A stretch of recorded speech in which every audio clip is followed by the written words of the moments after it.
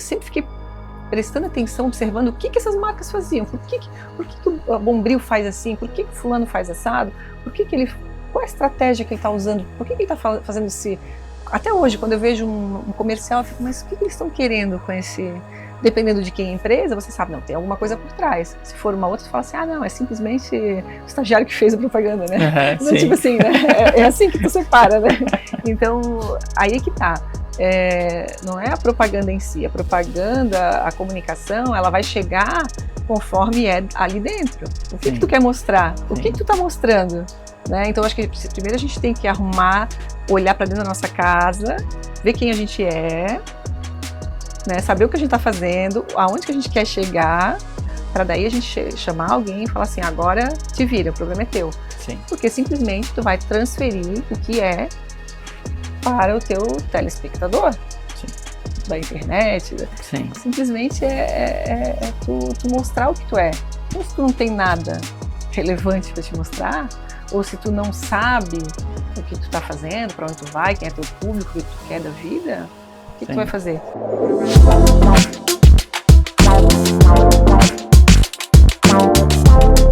Sejam muito bem-vindos a mais um ApoCast. Eu sou Eduardo da Luz, sócio e fundador do Universo Apo.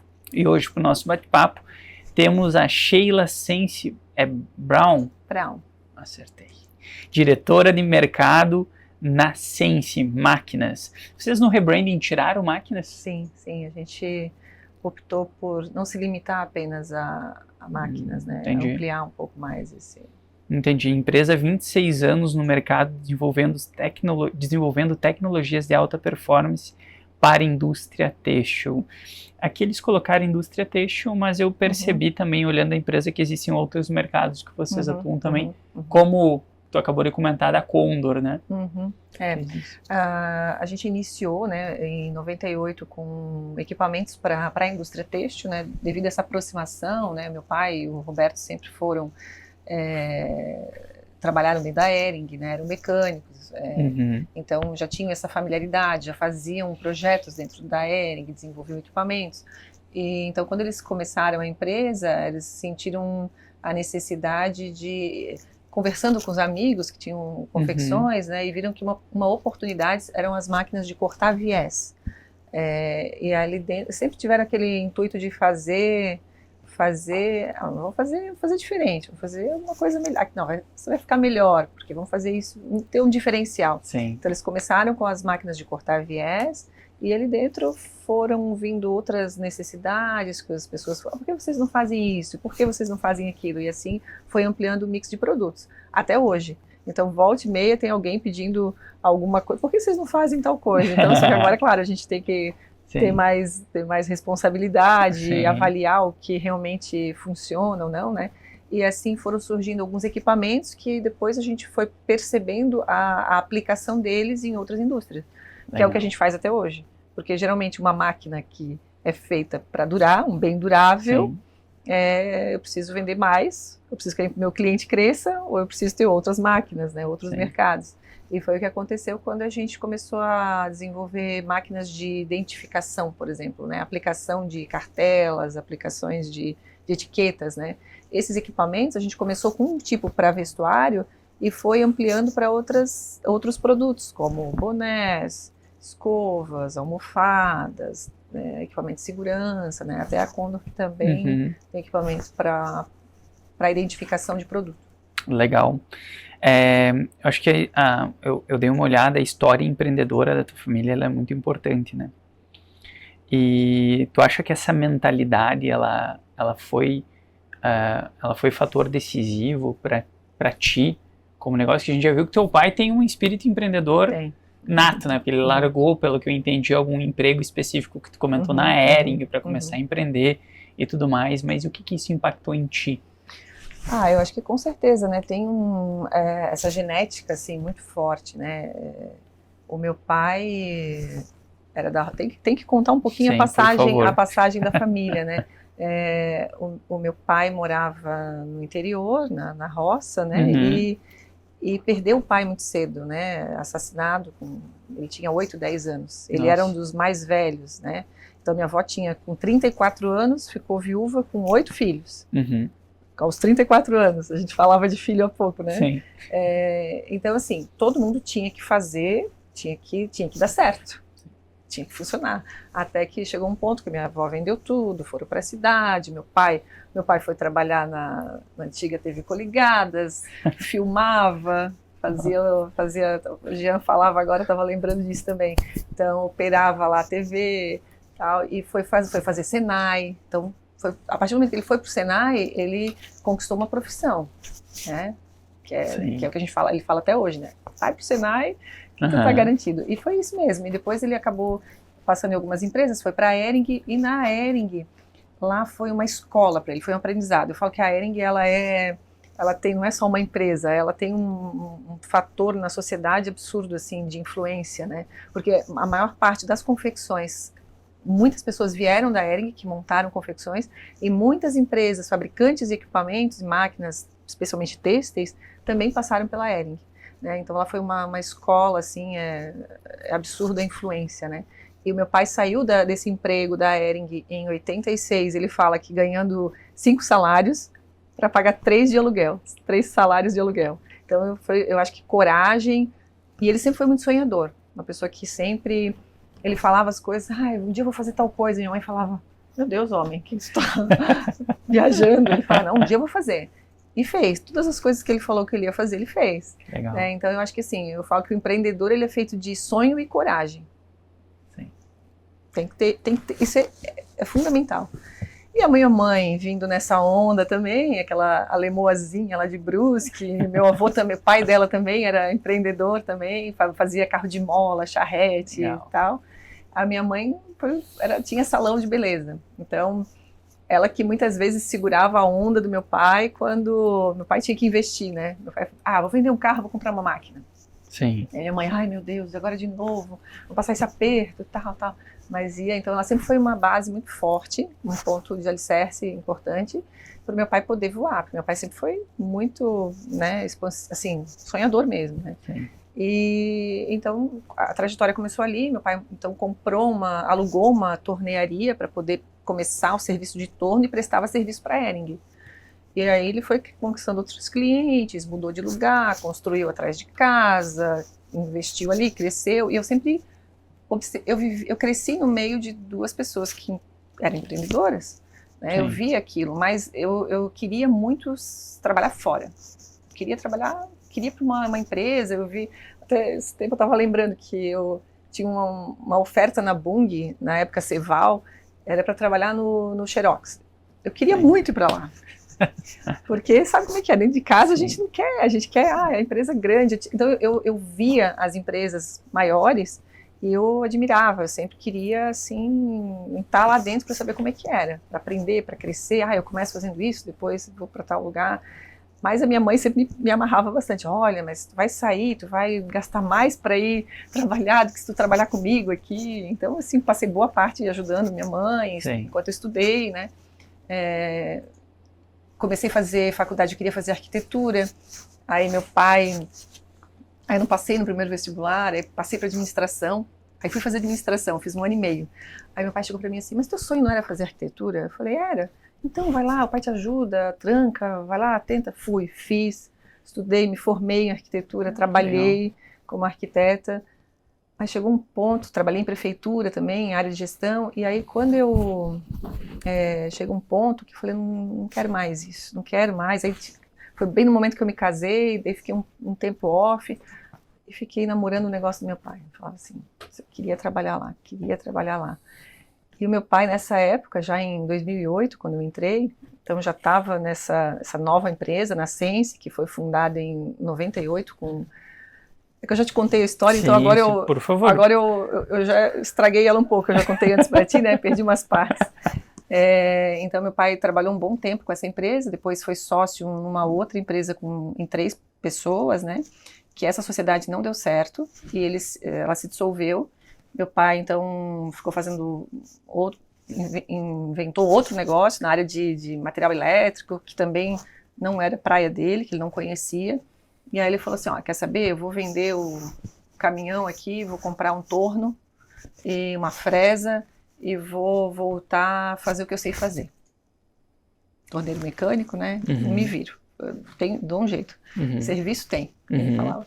E aí foi aí que ele começou a fabricar as máquinas de viés e o destino trouxe de novo o antigo sócio, o Roberto Spengler, que era sócio antigo dele, na outra empresa, amigo de Hering, e os dois começaram juntos, então reativaram a Tornearia Sense. Por isso que meu pai já tinha aberto a Tornearia Sense, por isso que começou ali de novo. E com o tempo foi se tornando a Sense Máquinas, e a gente foi trabalhando em cima do nome que já estava no mercado, que já existia, e só potencializando ele, né? E eu consegui, então, entrar nessa sociedade em 2008. Falei, eu não quero, mas foi uma decisão muito difícil, né? Fazer essa transição de carreira, mas era uma decisão pesada, mas que era uma coisa minha, assim. Eu sabia que eu não queria sentar e fazer um projeto, que a minha cabeça não era para aquilo. A minha cabeça sempre foi de negócio, porque eu cresci vendo duas pessoas empreenderem. Duas pessoas lidando com o público, sabendo conversar, sabendo fazer, né, negociar, comprar, vender. E aí eu entrei, e ali eu encontrei o Evandro, que era filho do sócio do meu pai, mais ou menos da minha idade, e que já estava na empresa há muito tempo, na montagem, né, trabalhava lá montando máquina e tal. Eu falei, conversei com ele, conheci ele, falei, não, esse aqui vai dar certo, essa dupla aqui vai dar certo. E aí fui puxando ele para junto, e ó, o que a gente precisa fazer? Precisa fazer isso. Ele que já estava há mais tempo, ele já tinha uma visão, né? O que a gente precisa fazer? Tal coisa, vamos fazer. E vamos fazer. E a gente foi ganhando o nosso espaço, foi. Então nós fomos construindo junto esse nosso espaço, eu e ele. E nós somos perfis muito diferentes, né? Ele é muito produto, eu sou um pouco comercial, né? Sim. Comercial / produto. Pouco comercial. Então, a gente se complementou muito nessa construção, a gente se complementa muito até hoje, então a gente tem uma confiança mútua muito grande,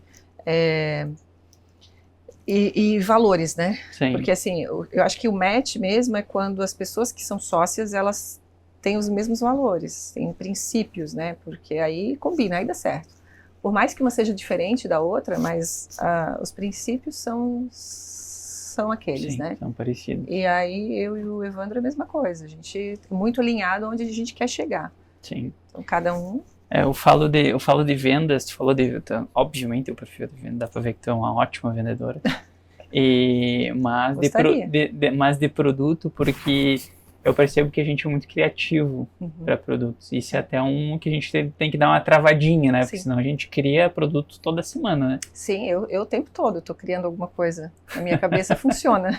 Por isso tu gostou das cordas. Gostei. Conseguiu reparar, porque é arquiteta, né? Sim. Mas me chamou muita atenção, assim, me lembrou muito a coisa do tear, né? Sim. Que é bonito. Achamos mais um conceito para falar por que das cordas. É porque é um tear também. Ó, viu? Depende de quem vem, tu já muda consegue o discurso. Adaptar o discurso. Isso, adapta o discurso.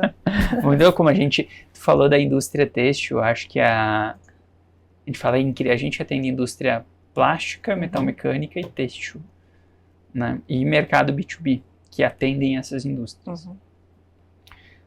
Mas, como a indústria têxtil, parece que é uma espécie de um planeta que tem uma atmosfera própria que te puxa, uma gravidade que te puxa para ela. É muito forte a indústria têxtil. E a gente não tinha visto isso até começar a pegar um cliente, depois mais um cliente, depois mais um cliente, depois mais um, e a gente falou, nossa, como é um mercado grande. E a gente passou São Paulo no passado, né? Como potência aí de... E como cadeia completa também, né? Eu acho que aqui a gente tem isso, né? Sim. Em Santa Catarina, de ser a cadeia completa. Então, isso também atrai, isso também faz com que, né, a gente seja bem visto, né? Tem uma boa reputação, né? Nacional, internacional também, né? Sim. Então, e essa coisa muito nossa do nosso pessoal aqui de querer se superar na qualidade das coisas, na excelência do que faz, né? Tudo que faz, gosta de fazer bem feito, né? Não sei se já deve ter percebido isso, né? Aqui também em Joinville é a mesma coisa. Então a gente tem muito esse perfil.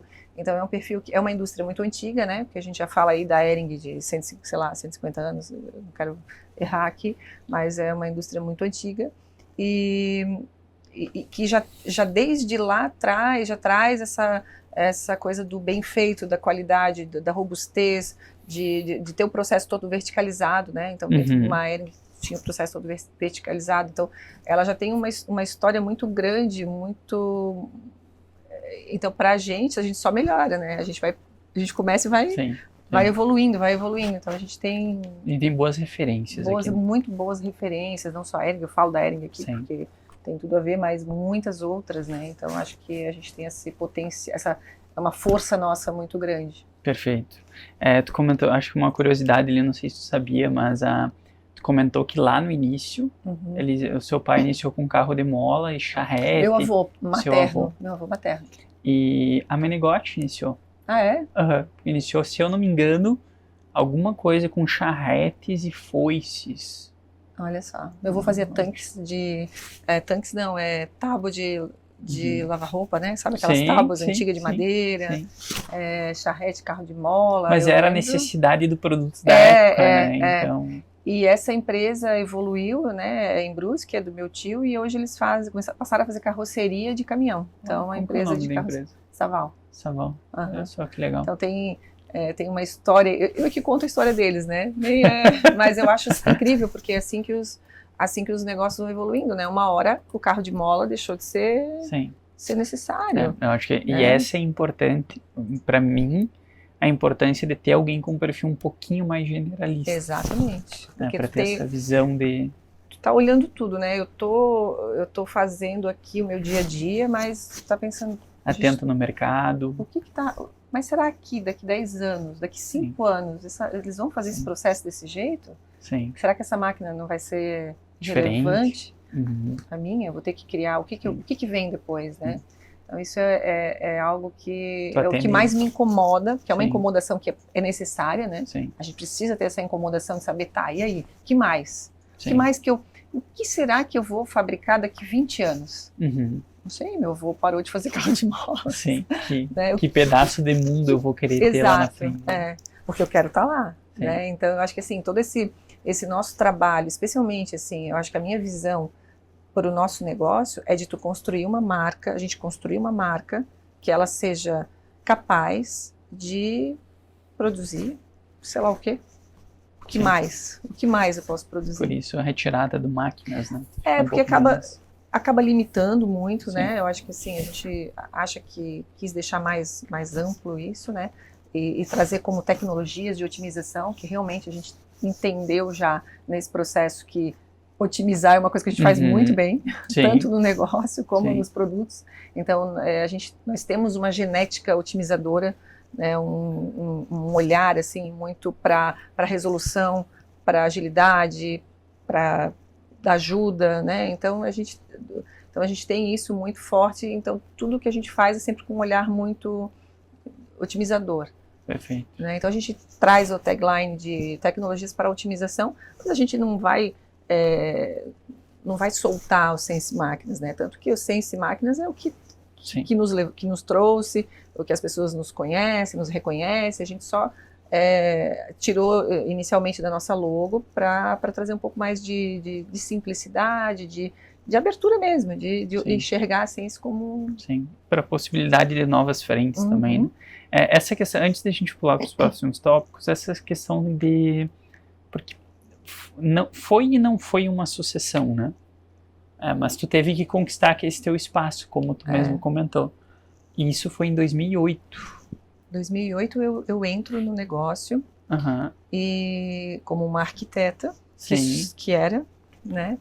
E sem, por mais que tenha algumas habilidades que hoje eu percebo que são natas, né? De gestão e tal, sem entender do negócio. A gente precisava saber como é que era feito tudo, né? Então, passei por tudo mesmo. Eu cheguei lá, entrei, o que eu vou fazer aqui? Não sabia nem o que eu ia fazer.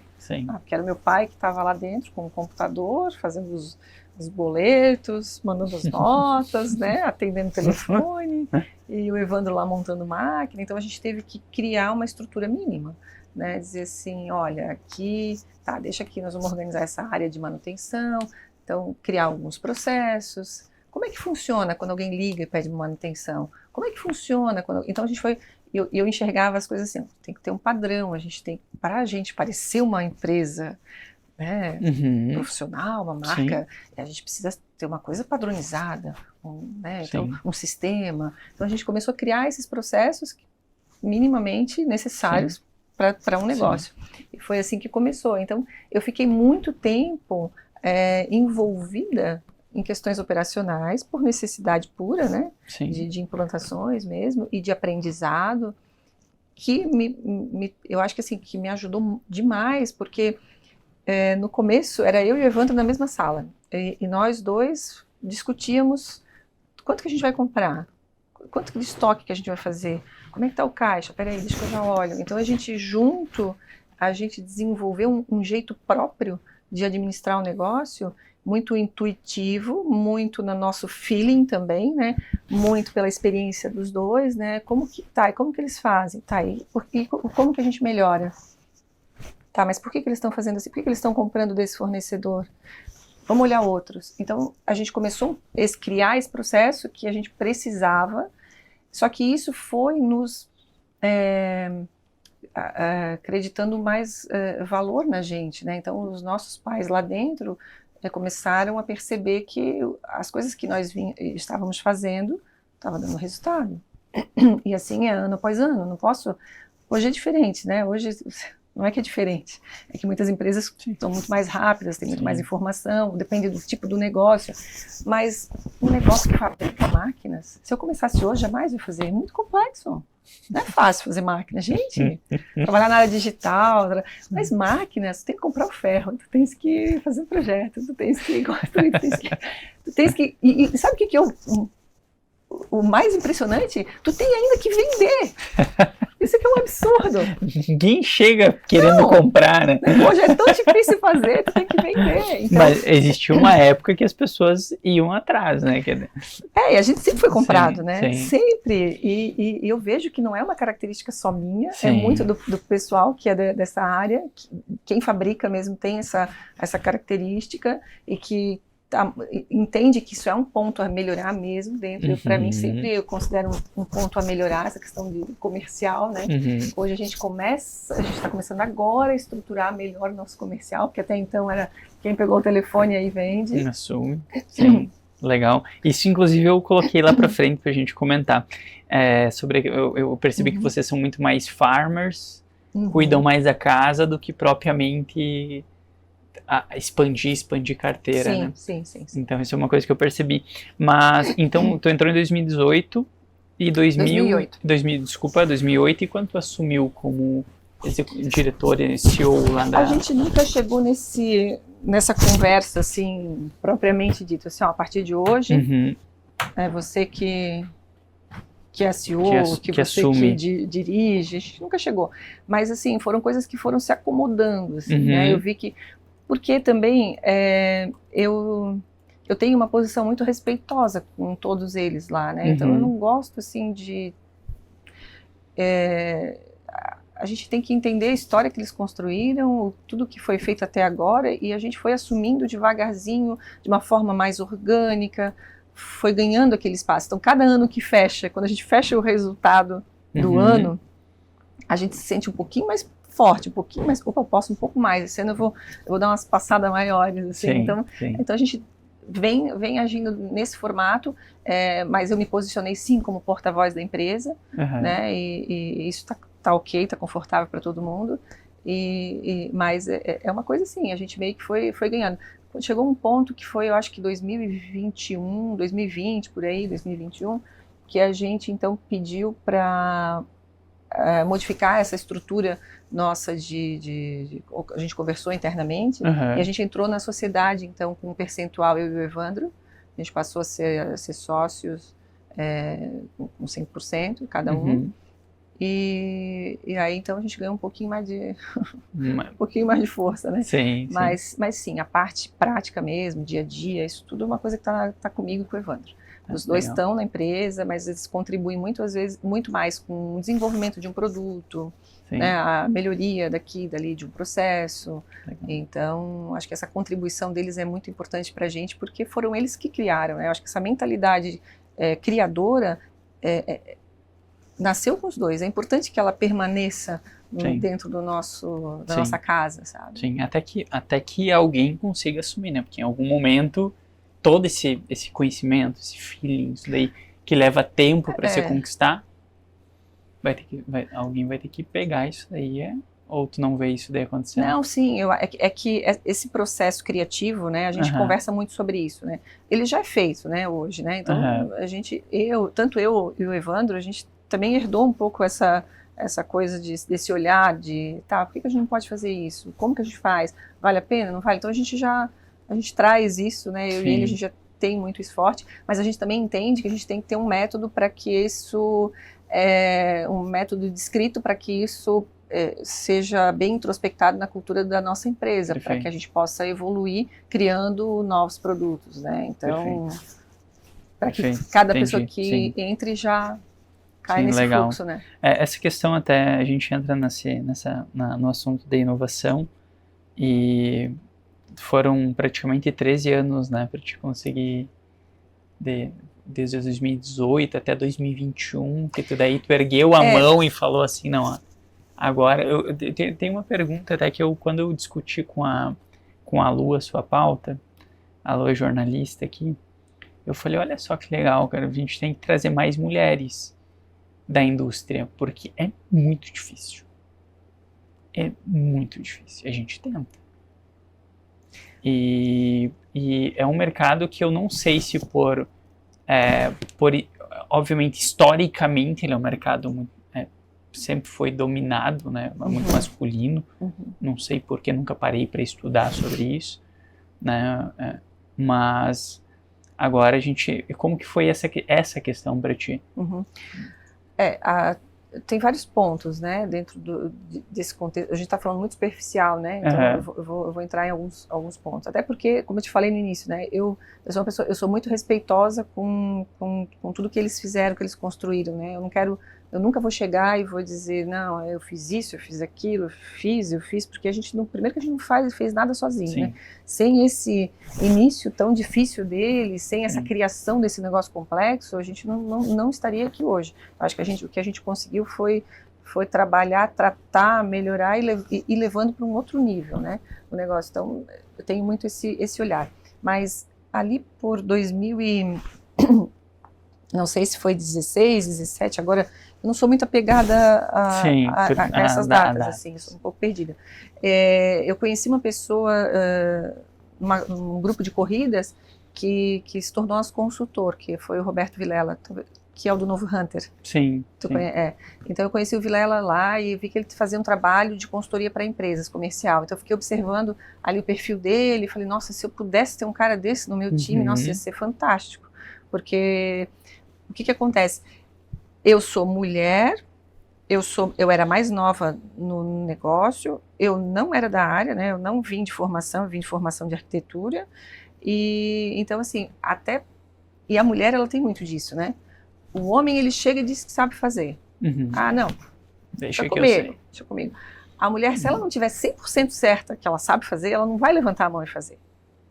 É por isso que muitas vezes essas mulheres não aparecem, na verdade. Porque as mulheres, elas estão muito, não, mas quem sou eu para ir lá, aparecer, falar? Muitas vezes elas estão muito mais focadas assim, não, quando eu estiver pronta, eu vou fazer tal coisa. A gente não tem essa de estou 50% pronta, eu vou. A gente quer estar bem pronta para ir. Entendi. Não sei se é porque realmente o mercado, os homens, eles dominam mais mesmo, né? Dominam numa mesa, eles têm isso, né? Tem essa coisa da força masculina, a coragem masculina, que eu acho importantíssimo, que é o que fez historicamente muitas coisas acontecerem, mas a mulher está ali com um olhar às vezes um pouco mais amplo, olhando, enquanto o homem está lá, né, falando, a mulher está ali observando as coisas ao redor. Que bonito isso aqui, que legal, a gente poderia fazer isso lá, a gente podia ir para cá. Então acho que esse olhar mais amplo, não é que o homem não tenha, eu acho que a gente nunca pode generalizar e separar, mas colocar rótulos. Colocar rótulos, eu não gosto disso, até porque questão de mulher em determinados ambientes, ou determinados negócios, vão existir? Sim, existe. Já passei? Já passei, já fui em reunião com um cliente, com revenda fora de Santa Catarina, inclusive eu e o Roberto, nosso consultor, da pessoa que está conversando comigo, olhar só para ele, responder para ele. E eu estar aqui só de paisagem, estar falando com ele o tempo todo. Sim. Então, essas eu considero como são adversidades que a gente encontra de qualquer coisa. Então, é como tu lida com isso também. Eu nunca parei para enxergar como isso fosse uma coisa... percebi, mas daí, dane-se, quem tá aqui sou eu, quem tá fazendo sou eu, vamos para frente. Sim. Porque eu fui criada assim. Meu pai, a primeira vez que eu tive que fazer uma viagem de trabalho de um estágio que eu estava fazendo, eu morava em Gaspar, eu tive que ir a Florianópolis para fazer um projeto. E eu disse, pai, ele vai pagar meu ônibus, eu vou pegar o ônibus e vou... Mas por que tu vai de ônibus? Pega o carro e vai? Minha mãe olhou, meu Deus do céu. Daí ele falou assim, pega a guria, pega o carro, vai olhando as placas aqui, quando tu vê a placa, entra, e vai assim, fui direitinho. Então eu acho que essa coisa que meu pai sempre teve, da coragem mesmo, de empurrar o passarinho do ninho, empurrar o filhote do ninho, que é muito difícil de fazer, eu não sei como que vai ser comigo, não sei se eu vou ter essa coragem, foi importantíssimo, porque nunca tive medo de ir a algum lugar, nunca tive medo de fazer nada, não tenho. Muito e eu acho que isso faz a diferença. Muito bom. Porque não sei se eu sei fazer, mas eu vou chegar lá e vou ver. Se eu não sei fazer, eu viro as costas e volto. Mas esse perfil de nós, que tu comentou, nós não precisamos estar com 100% e nós com 50%. Menos. Bem menos, né? Bem menos.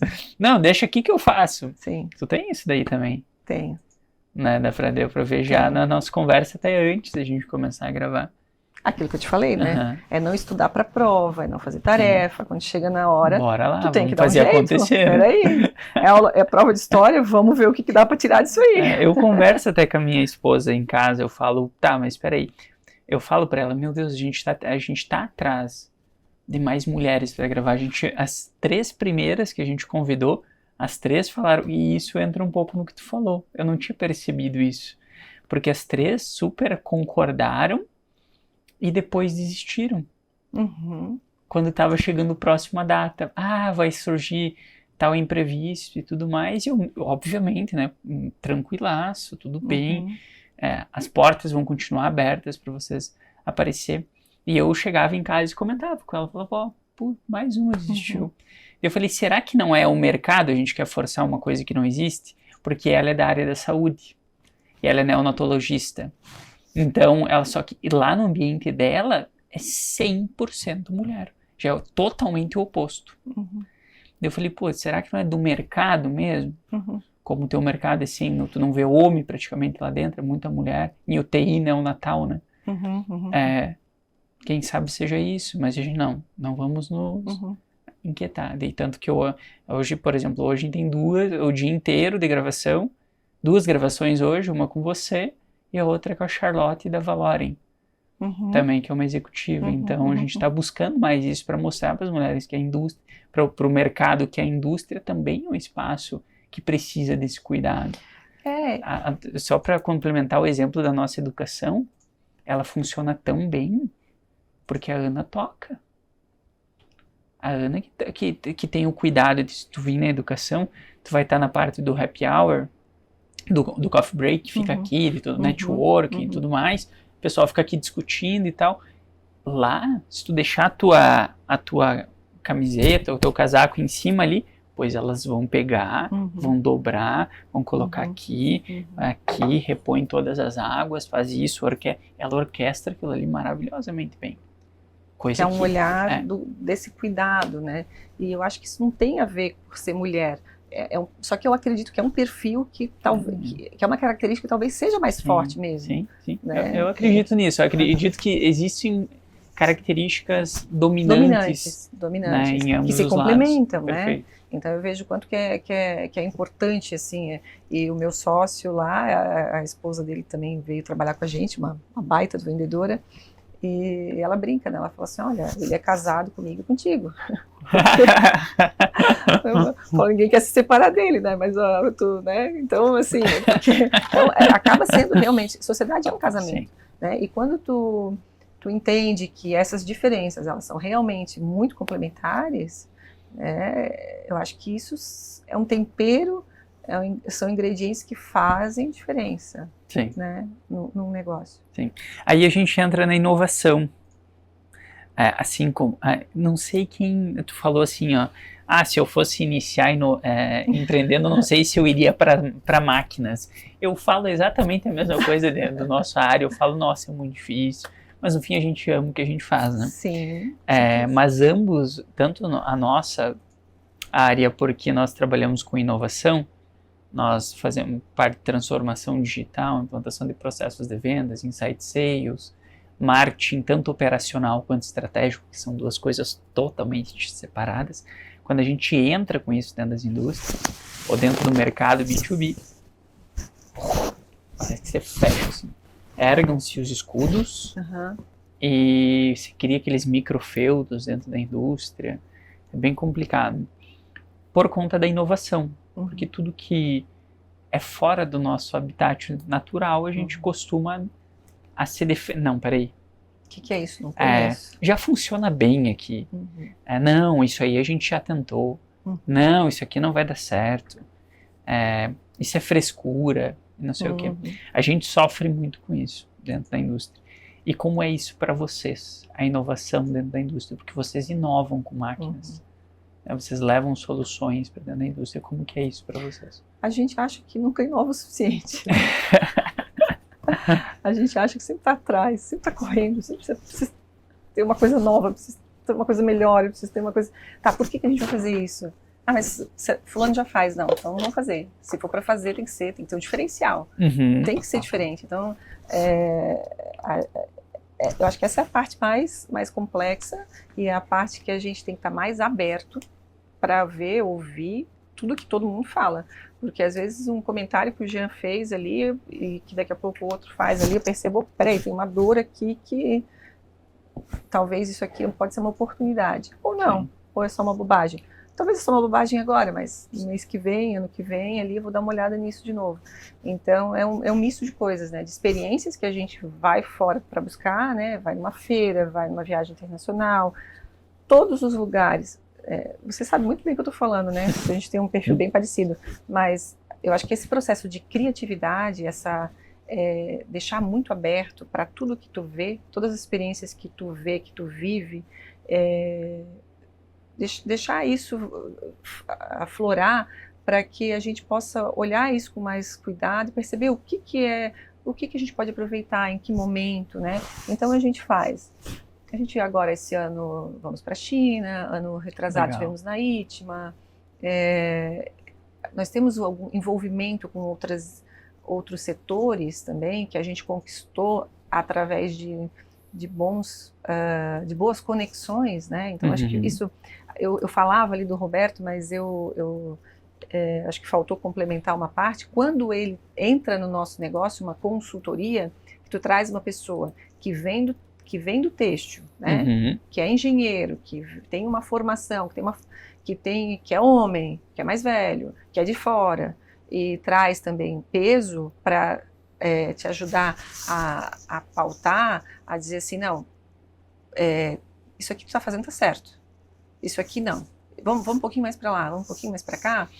É alguém que vai validando as tuas ideias, é alguém que te ajuda a conquistar posições, como ele nos ajudou, como ajudou a Sense, como ele ganhou a confiança dos meus pares, né? Meu pai, o sócio dele, o Evandro, as pessoas viram, peraí, né? Então, ele foi uma pessoa que me ajudou dentro do meu próprio negócio, como mulher, como iniciante, a eu mostrar a minha voz. Porque, às vezes, as mulheres dentro do negócio, elas não sabem que pode.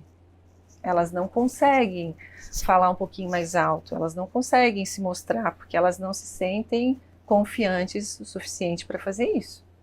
E às vezes alguém de fora, né, uma mentoria, ou um processo de autoconhecimento também, que é importante, tá com a terapia em dia, né, é muito interessante, porque todo esse processo faz o quê? A gente ganhando autoestima para a gente dizer, não, eu sei fazer isso.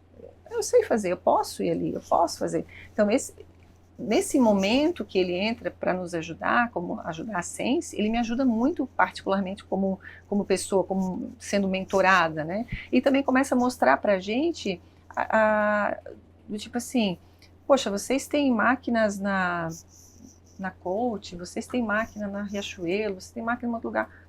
Peraí, vocês não podem se comportar como se fosse uma empresinha de garagem, porque vocês não são, o produto de vocês é bom, é relevante, porque se não fosse, vocês não estariam dentro das melhores empresas da região e do país, vocês não estariam, já tinha vendido até para o exterior. Então, vamos se posicionar. Eu acho que essa palavra posicionamento foi uma coisa que foi muito importante para mim, que fez peraí, não, eu posso levantar para dizer que eu sou boa, porque eu não, a empresa, o negócio, a máquina, o produto, pô, é bom, eu posso falar isso, então vou fazer. Tá, então vamos. Então vamos, surgiu a oportunidade de falar aqui, falar lá, um trabalho de assessoria de imprensa que nos ajudou muito. Não, eu posso falar, a gente está fazendo muita coisa importante, a gente é diferente dos outros, a gente não é aquela indústria metal, mecânica, quadrada, indústria que a gente estava falando, porque sim, a indústria, ela já traz um tom pesado, um tom de força, de masculino, de dureza, né, de robustez, mas nós temos uma estrutura enxuta, nós somos menores, nós somos ágeis, meu produto é um produto menor, não é um produto tão de ponta, de final de processo, não é um produto pesado, não é um produto que vende rápido, a gente tem um time rápido para que inicie e que vende, eu tenho agilidade, uma empresa menor, ágil, ela consegue se movimentar melhor, ela consegue mudar a estratégia, agora a gente estamos indo por aqui, não, vamos mudar para aqui, então a gente tem mais jogo de cintura para fazer algumas coisas. Então tu quebra um pouco essa coisa da dureza, do peso da indústria, né? Perfeito. E para essas, tu conseguiria só explicar um pouquinho mais o que é essas máquinas que vocês... Nós começamos então com as máquinas para corte de viés. Eu até deveria ter perguntado isso antes, desculpa, eu acabei... Não tem problema. Assim é bom, a gente mistura um pouco.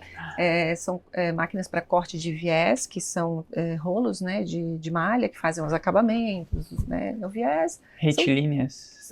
O viés são tiras, né, tu pega o tecido, corta as tiras que vão ser usadas depois em várias partes do processo de acabamento da costura. Nós temos máquinas para fusionar gola de camisaria, é o nosso produto mais novo, então a gente tem um equipamento bem diferenciado, que compete mesmo com produtos maquinário italiano, alemão. Hoje a gente desenvolveu, bem recente, a gente lançou na última Febratex, um equipamento bem robusto para camisaria, outros processos de fusionamento, né, de camisa polo, peitilho, para vincar bolso, e a gente também começou a fazer as máquinas lá em 2000 já, para colocar, sabe a pistola que coloca etiqueta nas peças, aquela pistolinha? Sim. A gente tem uma máquina automática que faz isso. Então, ela puxa a etiqueta e ela coloca em 2, 3 etiquetas num processo só com acionamento do operador. Então, isso chega a fazer 2.000 peças por hora. Então, a gente tem quase 50 dessas na Riachuelo. Então, é um equipamento que ele tem muita procura internacional também, que a gente tem máquina fora, nos Estados Unidos, no Reino Unido, esse tipo de equipamento, que é um produto exclusivo nosso aqui no Brasil, só a gente tem já há muitos anos, uma máquina de mais de 20 anos, e então a gente trabalha muito, a gente busca esse oceano mais azul, né, que não dá hoje com a concorrência global, a gente não pode dizer que a gente é o único a fazer determinadas coisas, porque existe essa facilidade de se copiar, mudar, mas a gente conseguiu conquistar assim, uma boa reputação com esse maquinário e com essa família de máquinas que a gente chama que é uma família de identificação. Então eu tenho 8 máquinas ali dentro, para várias partes do processo de colocar etiquetas. Calça, meia, para tudo. Sim. A gente fez até, eu perguntei, a gente fez o processo de rebranding da Tricostura. Trabalham com... sei, São Paulo, né? Tricostura é Minas Gerais. Confundi. Minas Gerais. São, acho que uma das maiores de retilínea do Brasil hoje. E por isso que até eu perguntei, queria entender se tinha alguma correlação. E aí, deixa eu só complementar, antes que eu esqueça. Essas conexões que a gente conseguiu, então, fazer através de todo esse processo, a gente conseguiu, por exemplo, se aproximar muito da Epson, por exemplo, né, através dessas conexões que o Roberto já tinha, por exemplo. E ali a gente percebeu que a gente tinha alguns equipamentos que conversavam, que refilavam, não tecidos. Então a gente começou a estudar e aprimorar esses equipamentos, essas máquinas de refilamento, para cortar, por exemplo, lona de propaganda, de publicidade, adesivos para campanha política. Então, na época de ano eleitoral, é um ano que a gente vende bastante equipamento para corte, todo aquele material que, né, santinho, e adesivo de carro e tal. Também a gente aí foi adaptando as máquinas conforme demanda, né? Para papel de parede, a gente recebeu uma pessoa que queria cortar papel de parede, porque hoje, com essa personalização, tu vai lá, decide, tu cria uma estampa, tu imprime essa estampa no papel e transforma ela em adesivo de parede, papel de parede, né? Então, é muito personalizado, é muito rápido, né? Pode ver como tem empresa de papel de parede. Tu entra ali, tu escolhe a estampa. Muitas dessas, uma boa parte, tem maquinário nossa para refilar. E precisão. Isso não gera dificuldade com mercados muito diferentes para organizar a comunicação com esses mercados? Gera um pouco, né? Mas assim, esse ano a gente começou, ano passado foi o ano do branding, esse ano é o ano do digital, então, da estratégia digital. Então a gente está com um time que fez esse estudo e que a gente está iniciando um trabalho digital mais forte agora e de segmentar mesmo e de como comunicar. Mas a gente até então trabalha com alguns canais de distribuição da própria Epson mesmo. Né? Então a gente começou, porque não dá, é um mercado novo, então tem que aprender tudo dele, né? Então é melhor a gente andar com quem já está nele, né? Então a gente foi andando. O joelho. E são grandes parceiros, né? Que entende, que tem o cliente que leva o nosso produto para uma feira, a gente vai junto, todas as feiras aí a gente vai para visitar, para conhecer, para entender um pouco mais, né? E aí são 1, 2, 3 produtos ali dentro que a gente vai estar trabalhando, mas que são áreas que descolam do têxtil e que nos dão mais também nessas variações, né? A gente tem outros produtos. E aí a gente foi criando também produtos como eles trouxeram e vão trazendo para a gente a mesma coisa. A gente precisa de um equipamento para aplicar o primer, a preparar a camiseta para impressão, porque tem uma máquina que imprime direto na camiseta. Só que ela precisa de um primer embaixo para a estampa ficar, para realçar as cores da camiseta. Então, trouxeram o equipamento de fora para a gente estudou, melhorou, criou, fez, desenvolveu, e hoje a gente faz uma parceria até direto mesmo com a Epson. Agora a gente deve estar na feira em São Paulo. Eles vendem a máquina deles e já falam, já tem um desconto para comprar, para levar a aplicadora da Sense. Tem máquina nossa lá no showroom deles, em São Paulo. Então a gente foi construindo esses relacionamentos que, com o tempo, que a gente foi amarrando e cada vez mais a gente vai desenvolvendo, procurando desenvolver produtos que combinem com produtos deles para que a gente vá se encaixando em outros lugares.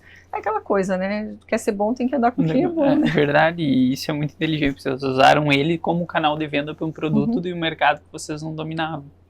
Foi tua ideia? Em conjunto? Nossa, muita gente trabalhando junto e muita coisa acontecendo naturalmente também, porque nem tudo é como a gente quer na hora que a gente quer, então são coisas que tudo tem um tempo também, né? Então amadurecendo, especialmente esse tipo de participação, né, conjunta, que são coisas que a gente já tem um relacionamento longo com eles, né? Então, relacionamento, já diz, né? Então, vai construindo confiança. Então eu vejo que hoje, o mais do que simplesmente vender, eles olham pra gente como um parceiro confiável para desenvolver produtos que eles podem indicar. E isso, para mim, para a gente lá, é uma das coisas mais importantes. Porque a gente gosta de ser visto realmente dessa forma. Podes confiar que a gente vai fazer um equipamento que vai funcionar. Na Santa Catarina, eu acho que tem muito disso, né? Deve ser muito bom, produtivamente falando. Exatamente. A gente é muito bom com chão de fábrica, com processo, Isso. Tanto que daí entra, até eu conversei com o Matheus ali, que tu comentou que viu que ele veio aqui. Eu falei, meu Deus, que loucura, né? O pessoal investe 10 milhões numa máquina assim, ó. Agora fala para colocar 10 mil em marketing. Não, mas aí não dá pra gente investir, não sei o quê. Percepção de valor, né? Sim. E isso já é construído há muito tempo, né? Agora que as pessoas estão começando a entender a percepção e a importância que tem o tamanho do punch que gera uma marca boa, uma marca forte. Ter canais de distribuição de marca, não só de produto. Exato. Então agora que a gente está conseguindo, teve aquele boom do mercado digital, né? Porque o mercado digital ele é muito ingrato, porque as pessoas tornaram ele muito fácil. Ele não é fácil. O mercado digital é extremamente complexo, porque tu tem que ter 2 perfis principais ali para funcionar bem. Tu tem que ter um perfil extremamente analítico para funcionar a tua estratégia, porque a gente não tem... Se eu estiver negociando contigo, eu estou vendo a tua reação. Estou vendo que se você fechou, estou vendo se tu tá um pouco mais entediada. Então a gente consegue ter essas pequenas percepções. Mas agora quando a gente fala do mercado digital, a gente não está vendo quem está na outra ponta. Então é muito aí os resultados eles se tornam uma percepção mais numérica. Mas em contrapartida a gente tem o outro lado aqui que é totalmente criativo. Que daí cuida da percepção deste público que vai entrar aqui. Por isso que a gente separa muito bem o que é marketing operacional do que é marketing estratégico. Porque o estratégico tem que ter muito essa percepção. Peraí, o que as pessoas vão ver quando entrar ali? Nós trabalhamos com vendas complexas. Aquela conta específica, aquele key account, como que a gente vai chegar nele? Mas daí a gente fez uma estratégia de marketing. Não, peraí. Partiu do pressuposto do quê? A gente tem que fazer um mapeamento de mercado, pegar as 100 melhores contas que vocês atendem, dessas 100 melhores contas faz uma análise preditiva, porque daí a gente consegue olhar potenciais de regiões específicas. E aí, quando a gente tiver aquela lista de clientes, a gente define o que a gente vai fazer de marketing para chegar nessas contas. Entende? Só que isso... Aí entra até nessa outra pergunta que eu tinha para te fazer, que as pessoas superestimam o poder do marketing e da comunicação. O que fez vocês mudar essa percepção? Porque vocês têm um bom posicionamento. Em verdade, eu entendia que uma coisa era muito latente na minha cabeça desde que eu entrei, e que era, a gente precisa ter uma comunicação única. A pessoa, eu vim de uma área que tenha o visual muito forte, né? Então a gente entende, percebe, mas não só dessa área, já desde antes, já quando eu era criança, eu sempre gostei de propaganda, de marca, de TV, da Bombril, do Bamerindos, um monte de coisa que não existe mais, mas marcas que a Philco, você viu que a Philco começou a usar de novo, tem coisas que só a Philco faz por você, então era uma coisa muito antiga. Então para mim isso foi uma coisa que sempre marcou, eu gostei, isso me chamava atenção, e eu achava o máximo, assim, eu sempre fiquei prestando atenção, observando o que essas marcas faziam, por que o Bombril faz assim, por que o fulano faz assado, qual a estratégia que ele está usando, por que ele está fazendo esse... Até hoje, quando eu vejo um comercial, eu fico, mas o que eles estão querendo com esse... Dependendo de quem é a empresa, você sabe, não, tem alguma coisa por trás. Se for uma outra, você fala assim, não, é simplesmente o estagiário que fez a propaganda, né? Então, tipo assim, né? É assim que tu separa, né? Então, aí é que tá. Não é a propaganda em si, a propaganda, a comunicação, ela vai chegar conforme é ali dentro. O que tu quer mostrar? O que tu está mostrando?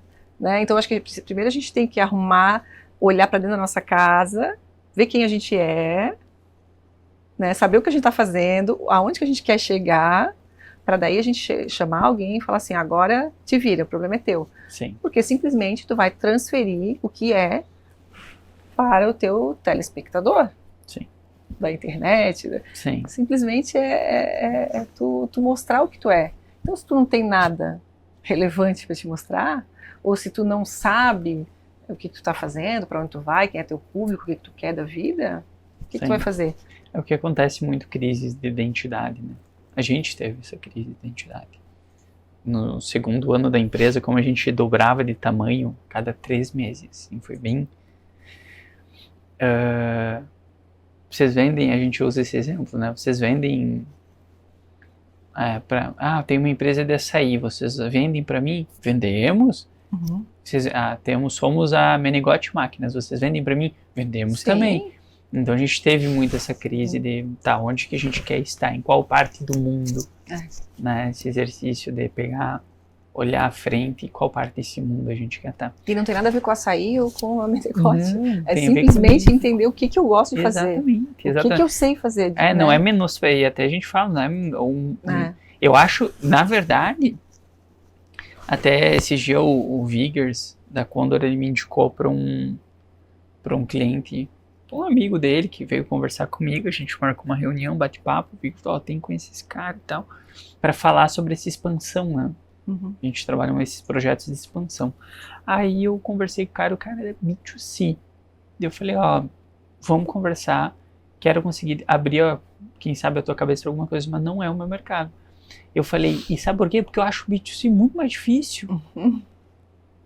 O B2C ele é muito mais difícil, captura de dados, definição amplo, de público. Né? Muito amplo. Exatamente. Nós, do B2B, nós queremos atender a indústria tal, na região tal, que tem esses quinais que a gente consegue correlacionar com aquelas regiões específicas e potencial daquela região. Então a gente consegue fazer isso muito bem feito. B2C não, eu acho muito difícil. E parecia que era mais fácil. E parecia que era mais fácil. Eu achava que era mais fácil. Exatamente. Pensava, como é que eu vou vender máquina, gente? Como é que esse povo vende? Como é que eu vou anunciar? O que eu vou falar? Quem que vai ser meu garoto de propaganda? Né? Se tu tem uma loja, tu pega, sei lá, pega a Gisele Bündchen aí, pega alguém pra ser... Mas máquina tu vai fazer o quê? Eu acho que todos os mercados têm suas particularidades, sim, né? Sim. Mas eu sou apaixonado pelo mercado B2B. Acho muito legal. Acho muito legal porque a gente consegue ser criativo. Uhum. Porque, obviamente, os produtos têm tickets médios maiores. Tem que ser, né? Tem que ser criativo. Tem que ser criativo. Os produtos têm tickets médios maiores e a gente consegue arrojar um pouco mais as estratégias, sim, assim, né? Que façam sentido. A gente não fica naquele feijãozinho com arroz. A gente consegue... Se bem que a gente fala, até numa das imersões a gente falou, mas... Todo mundo fala, agora tá entrando na industrial growth, né? Que é uma das metodologias que a gente aplica. E a gente fez uma imersão sobre vendas e growth. Daí o pessoal curioso, né, porque é a indústria, né, que foi grande maioria que vem aqui, queremos saber o que é o growth. Eu falei, próximo slide eu vou mostrar a principal estratégia de growth que existe. Nada bate essa estratégia. Eu pensei, ACF, né? Essa é a metodologia que vocês vão usar para sempre dentro da empresa de vocês, porque sempre vai dar certo.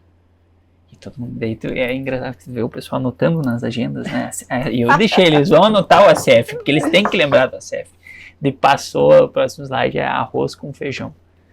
Falei, é a melhor estratégia que tem. É que pode ter coisas diferentes, mas todo dia tem que ter arroz com feijão. Exatamente. É isso, assim, né? Aquilo ali, o mínimo bem feito tem que ser feito. Igual a gente fala de qualidade. Não é diferencial, tem que ter. Sim. Né? Então... Perfeito. A gente fala... essa questão, vocês cresceram rápido, até pra gente encaminhar pro final, conseguiram chegar em contas estratégicas, que não são contas fáceis de chegar. Se puder compartilhar um pouco, foi por produto, com uma ótima qualidade? Eu acho que produto foi. O produto foi um... É que assim, é o arroz com feijão, sim, tem o boca a boca, que também é muito sim, importante. Né? Eu acho que assim, produtos, especialmente maquinários, por mais que tu tenhas uma marca importante, né? Mas eu acredito que tu constrói ele com reputação mesmo, né? Então é aquela empresa que tem, que daí teu amigo vai dizer, não, essa é italiana, mas aquela ali é melhor. Ele que vai te dizer. Então eu acho que uma boa parte disso a gente chegou no fulano, porque estava no ciclano, e quanto mais tu chega, porque se tu já está dentro de uma empresa grande, a outra vai olhar e falar, não, eu também quero estar ali, né? Então eu acho que isso para mim pode ter qualquer estratégia, e é importante que tenha, mas se tu não tiver consistência, produto que honre aquilo ali, não adianta. Então, eu acho que a gente não cresceu rápido, nós temos uma história de 27 anos, mas que foi construída, e se tu olhar lá atrás, meu pai, o Roberto, vendendo para... Hoje tu olha todos quem são os clientes, são as empresas que eram pequenas, que estão médias, que estão enormes. Então, assim, isso tudo te traz muita credibilidade, porque se tu for olhar Santa Catarina, nossa região aqui, Joinville, Jaraguá, a gente tem muito cliente. Praticamente a maior parte da indústria têxtil tem alguma coisa nossa. Né? Então isso é um lastro, né? Então isso sim é uma reputação. Quando a gente vai para fora, hoje, quando eu tenho clientes que me procuram de fora, do exterior, eu tenho aquela certeza que eu posso atender, porque eu não tenho medo do meu produto. Eu não tenho receio que vai chegar lá e que vai falhar. Ou se falhar, eu sei o que eu vou fazer. Eu sei como eu vou resolver. Né? Então a gente tem essa filosofia, sempre teve a filosofia de fazer muito bem feito, para não estragar, para não quebrar, para o cliente, e se o cliente for mais baixo? Não, então pega esse acessório aqui, que ajuda na parte ergonômica, e se tal coisa, então vai isso aqui junto. Então, sabe, esse cuidado com o produto, com o operador, para olhar para as pessoas, acho que esse é o termo, olhar para as pessoas e entender o que elas precisam para operar bem na minha máquina. Isso, aquilo. Então a gente coloca, mas aqui um espelhinho, tem uma máquina lá, bota um espelhinho aqui atrás para ele ver que está saindo. Então são coisas diferentes, mas que personalizam, que mostram cuidado com a pessoa e que fazem a gente cada vez mais ter certeza do que eu estou fabricando, do que eu estou entregando. Então nossa preocupação sempre foi fazer produtos assim. Um Abrastemp.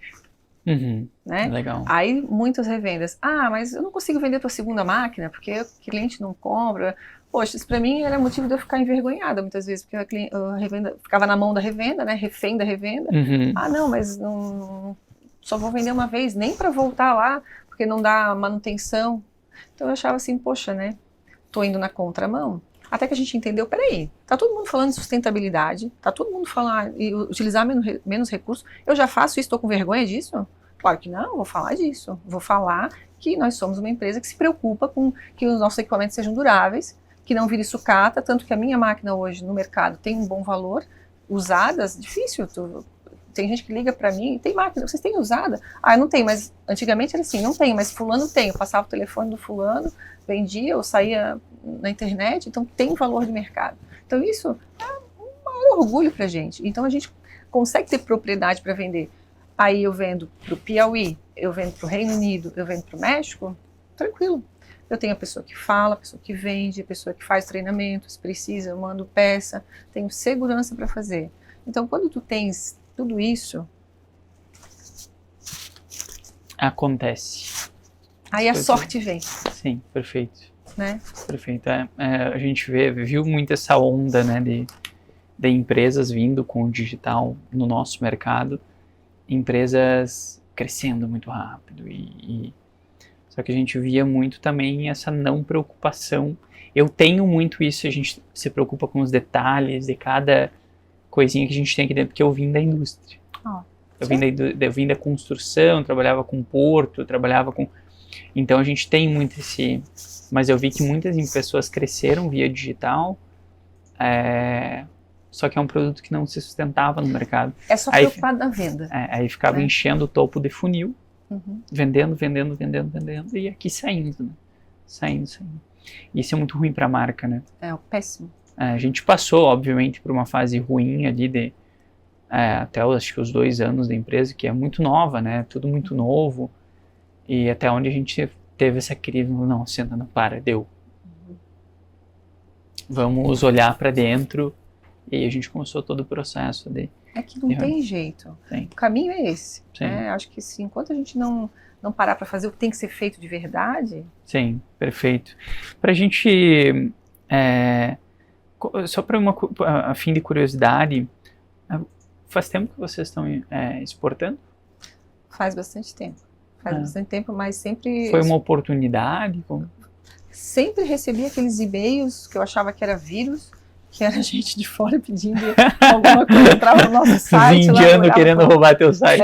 Nigeriano, querendo comprar máquina, tal, daí pensava assim, aí a gente encaminhava para algum contato, alguma trade, alguma coisa assim, a gente já exportou por trade, já teve colombiano que foi lá na empresa para conhecer, então a gente fazia sempre umas vendas pontuais, assim, porque a gente chegava, os caras chegavam no site podre que a gente tinha, mas os caras chegavam na gente, com as fotos que a gente tinha, com os vídeos que a gente tinha. Não sei como eles tinham coragem, mas eles vinham. Mas vinham, né? Desbravadores. Então aí, depois que eu entrei no CIMEB, a gente começou lá um programa de...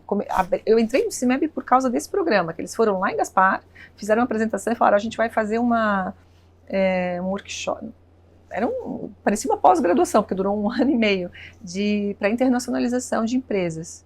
E aí eu participei, aí eu entrei, já participei, já me associei, e ali mudou muito o nosso olhar para isso, assim, por quê? Porque a exportação não era um desejo nosso, a gente era procurado. Então, como que a gente podia fazer? E aí a gente começou a ver que era uma oportunidade, e que o meu produto tinha know-how para ir para fora. E aí a gente começou esse processo de internacionalização, entender o que eu precisava fazer, onde eu precisava ir. A gente expôs 3 vezes na Columbia Tex, 3 anos dentro do programa da PEX. Não permaneci, porque é uma feira que é anual, a gente tem outras aqui também, né? Mas eu desenvolvi vários clientes a partir da Columbia Tex. A gente desenvolveu uma parceria estratégica no México agora recentemente, que está prometendo, está sendo foi uma das maiores vendas que a gente já fez até agora, uma revenda que está exclusiva nossa no México. Então são coisas que com o tempo, e é um processo lento mesmo, né, não é assim, eu quero vender para fora agora que o dólar está alto, não é assim, né, isso é uma construção, só que vem junto com toda aquela bagagem que a gente já tem, que é a força de marca, que é a força de produto, que é a gente saber quem a gente é, saber o que tem que fazer, saber como faz, que a gente foi aprendendo, foi apanhando junto, foi de rolo muitas vezes, mas fui fazendo. Fui sozinha para a Colômbia, porque isso que eu te falo que eu não tenho muito medo não. Tem feira aqui, vai ter uma rodada de negócio na Colômbia, eu vou. Não sei nem como é que vai ser, voltei inteira, fui outras vezes. Voltou com negócios? Sim. Naquele lá não deu muito, mas no outro já deu. Então é assim, muito muitas vezes a gente vai sem saber se vai dar certo, se vai ser naquela oportunidade. A gente vai para conhecer. Perfeito. Então acho que está sendo bem legal, está sendo muito desafiador também, mas é muito gostoso quando tu vê que tu tem um produto que tem capacidade para, né, que empresas da Europa querem comprar, ou americanas, que veem valor no teu produto. Isso deve dar um conforto. Porque tu pensa, não estou fazendo um produto chinês lá de qualquer jeito, sabe? Meu produto tem qualidade. Então, tudo que fizemos agora de fotos e vídeos, né, para realçar isso, assim, ficou maravilhoso, os materiais estão ficando lindos. Sim, e eu vou ter que defender, os produtos chineses estão bons. Tão bons também. Inclusive, você comentou que vai para lá, vocês vão para Canton Fair? Para Cisma. Ah, tá. Tá. E alguns outros negócios, assim. Mas já chegaram aí para essa Canton Fair? Para Canton, não. É legal. Tem Tô com vontade de ir, mas... tem um parceiro nosso que faz excursão, né? Então, todo ano eles vão para lá. Para ver outras possibilidades, né? De outras coisas que a gente pode diz assim, fazer, né? Até ele brincou por conta desse meu perfil mais criativo e tudo mais. Ele falou assim, e eu estendo isso para ti. Ele falou, se tu for pra lá, meu amigo, você controla na volta, porque tu vai querer voltar importando um monte de coisa. Aí nem me fala que eu tô pensando em ir já. E aí agora tu fala isso. Diz que é incrível, assim,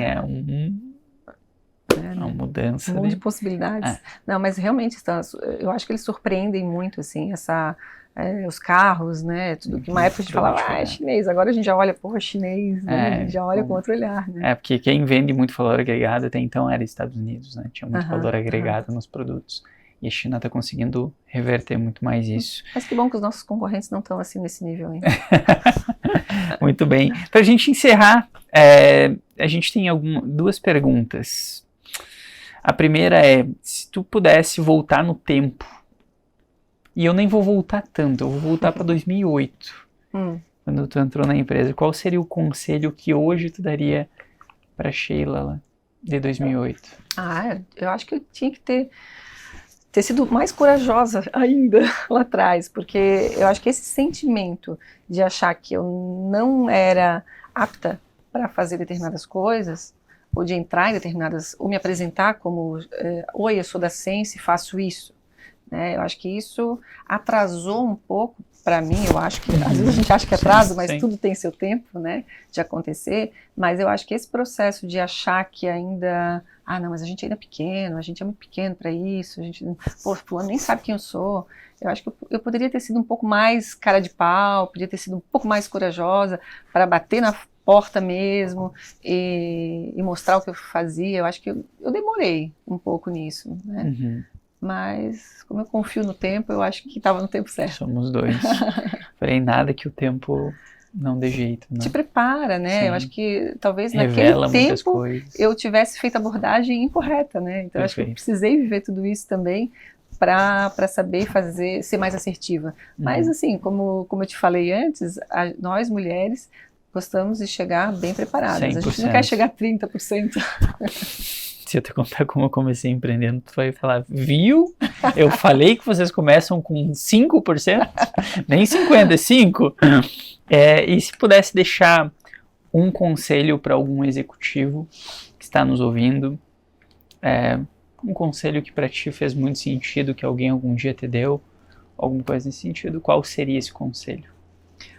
Olha, tem coisas que eu já ouvi que fazem muito sentido para mim, que é aquilo que eu estava falando um pouco antes para ti, assim, fazer as coisas com consciência, viver com consciência de cada momento. Qual é o momento que eu estou vivendo, o que isso está me ensinando, o que eu preciso aprender disso, o que eu preciso fazer, e para mim nunca está pronto, nada, né? A gente está sempre nesse processo, então a gente nunca vai se sentir confortável.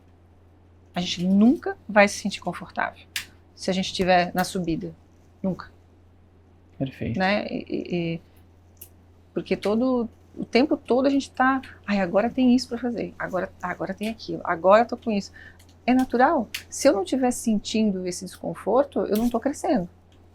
Não estou. Então, é isso. E para as mulheres, por favor. eu gosto de ser porta-voz, e dizer exatamente isso que eu te falei.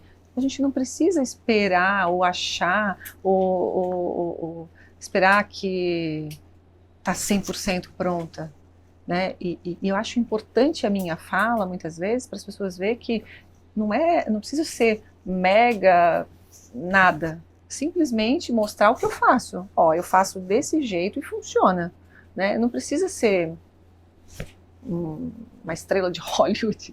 Basta ser só você mesmo, saber o que você sabe fazer bem, sim, mostrar suas forças, e as fraquezas a gente vai arrumando, né? Perfeito. Mas a gente acha que é muito mais vaidoso com o que a gente faz do que os outros, né? Enfim, ninguém tá olhando tanto pra gente assim. É verdade. Legal. Queria agradecer a tua presença. Obrigada. Agradecer compartilhar a tua história. Parabéns. Obrigada. Parabéns pela mulher que você é, gestora, empreendedora. Eu sempre falo assim, meu amor, sempre quando eu trazer mulheres para gravar, eu vou mostrar esses episódios do tipo que eu acho incrível, assim, porque dentro do mercado B2B eu vejo o quanto é difícil, o quanto deve ser difícil estar nessas posições também, porque a gente vê que sofre, a gente vê que existem comentários que não deveriam existir, às vezes a gente vê que nós mesmos comentamos, às vezes, coisas que tá meio que enraizado em nós, que são piadinhas que não deveriam existir. Então, parabéns e obrigado por aceitar o nosso convite. Imagina, eu que agradeço. Muito gostosa a nossa conversa. Muito obrigada por ter me convidado, me sinto honrada. Obrigado. E assim, nós encerramos mais um ApoCast. Valeu!